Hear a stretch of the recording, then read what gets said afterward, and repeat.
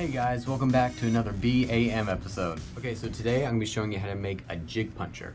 So a jig puncher is just a strained out bass hook, and you know how when you buy a cheap jig head it has still the paint over a little hole where you're supposed to tie it on?